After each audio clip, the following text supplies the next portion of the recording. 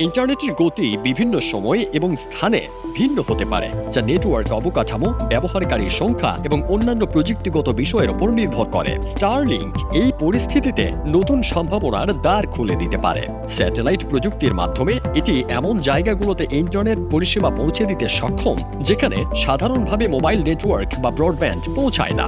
বাংলাদেশের ডিজিটাল উন্নয়ন, শিক্ষা এবং অর্থনৈতিক অগ্রগতির জন্য দ্রুতগতির ইন্টারনেট অত্যন্ত গুরুত্বপূর্ণ।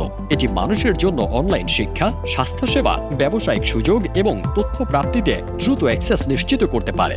বিশেষ করে গ্রামের মানুষজন যারা ডিজিটাল সম্পদের অভাবে পিছিয়ে থাকেন, তাদের জন্য এটি এক নতুন সুযোগ সৃষ্টি করতে পারে। তবে স্টারলিংকের উচ্চ মূল্য সাধারণ মানুষের জন্য একটি বড় বাধা হতে পারে।